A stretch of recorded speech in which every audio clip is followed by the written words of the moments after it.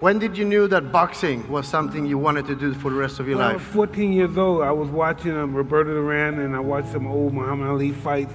And I had met Muhammad Ali on one occasion when I was 11 years old. And I said, wow, I want to be like him. That set my goals on to become a heavyweight champion when I first saw Muhammad Ali. Great. I wanted to be like him, yes.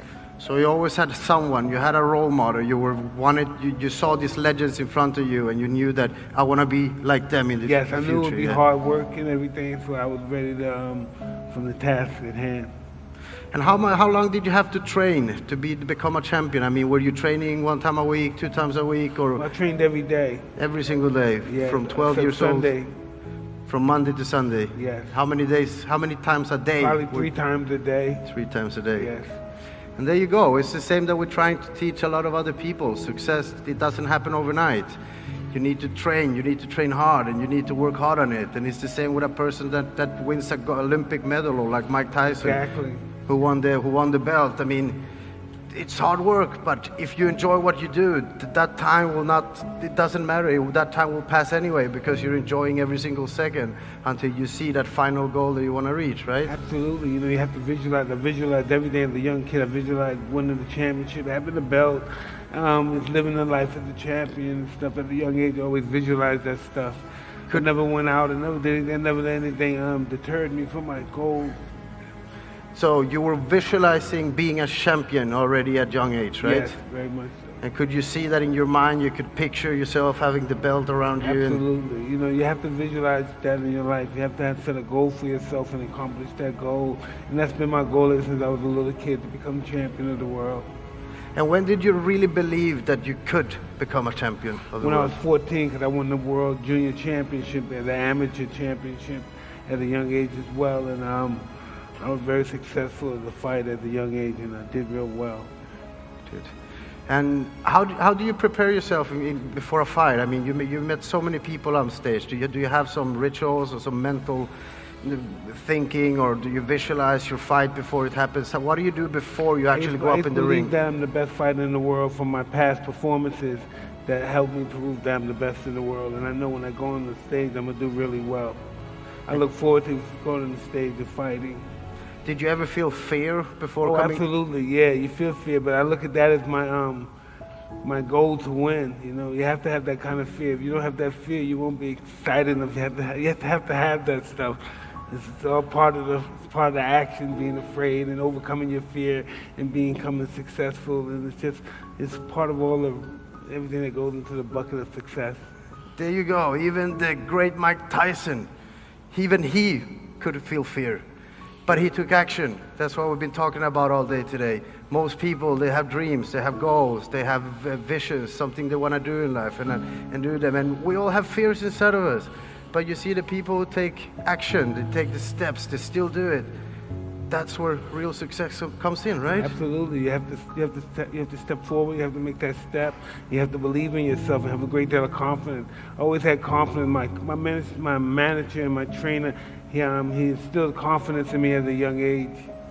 And he was always by your side and teaching you. Yes. He was your role model. Never left me. Right. And what advice can you give people that are battling failures and are actually not coming anywhere in life? What would you tell them? How to overcome it? How to turn that around? Yes, start believing in yourself and having confidence in yourself and belief, because confidence breeds success. The more confident you are, the more successful you become. And success breeds confidence. They both go hand in hand. It's true. So as we spoke about earlier, failures are good in life. I mean, failures are there to teach you something, right? Absolutely. You should never get discouraged from failures. You know, at times I lost, I've been knocked out before, but I never was discouraged, and I continued to go on. I became very successful even after failures. Is it any fight that you remember inside of yourself that you were a bit more afraid, or you had this a bit, No, guy I was is... afraid of them, all of them. You were afraid of all of them? Yeah, all of them. I wouldn't fight if I wasn't afraid. I have to have that feeling. That feeling just is illuminating. It's just liberating, that feeling of fear. Yeah. But how do you convert that fear into action, or into actually trying to win? Because a lot of people have that fear and it stops them from doing something. I look at it like this. I look at fear like a fire. If you're afraid of fire and You can't control it. It can burn you and everything around you and destroy you. But if you learn to control fire, it can cook for you, it can heat your room up, it can take care of you. You know, it's just all the perspective of it, not being afraid of it, just being able to control it. You can be afraid of anything, but as long as you're in control of the situation, everything is good. How do you see about that philosophy? Do you give to unto others and you believe in give. it? In order to get, you have to give, you know what I mean? That's why I always grew up learning to receive, you have to give. And I feel giving is so much more, you know what I mean? It's just so much fulfilling than, you know what I mean, it's taking. Because I used to have a lot of stuff before, I used to have for myself, but it wasn't fulfilling, you know, until you gave to people. And that made other people happy, making other people happy made me happy. So that's why I enjoy giving to people. I know exactly what you mean. And did you notice that when you really started to give, you were actually starting to receive so much more? I received a lot in my life. I'm very grateful. Should be. Very And it's grateful. the same. And I hope that everyone today in the audience as well, remember, everything you want in life, make sure to give it out first. Because a lot of people, they give by fear. They think that if I give something, I will lose something. I will not get it back.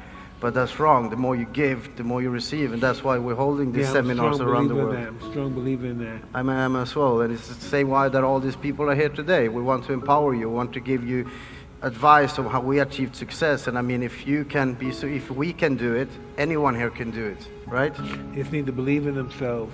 That's the most power important. of the belief. Correct. And to believe in yourself, you have to see it in your mind at first before it happens. Yeah. You have to visualize it. A lot of successful people, they use affirmations, they use incantations, they repeat Absolutely. stuff. Day by day, every way I'm getting better, better and better. Day by day and every way I'm getting better, better and better. I'm the best in the world. All that stuff. So you were saying that every single Every day. single day. Right. It's a repetition of the things that you want to do, be, or have. And the more you repeat it, the more your subconscious mind opens up to it, and it becomes a belief. And when it becomes a belief, your subconscious mind starts to work for it. It starts to find people around. It starts to put events in together just to bring it back to you even faster, right? Exactly. If you could go back in time and ask your younger self the definition of success, would it be different from what the Mike Tyson of today would answer? What would be the difference? Success is happiness. You know, you have to be happy. A lot of people are successful, but they never grasp the happiness of success. They just worked hard. I only worked hard, and I didn't enjoy it as much as I do now. Yeah. Probably because I was younger then. I didn't enjoy it much, but I really enjoy my life and my success so much now than I ever did when I was younger. And you enjoyed every single step from the journey from being 12 until you became the world champion, right? Absolutely.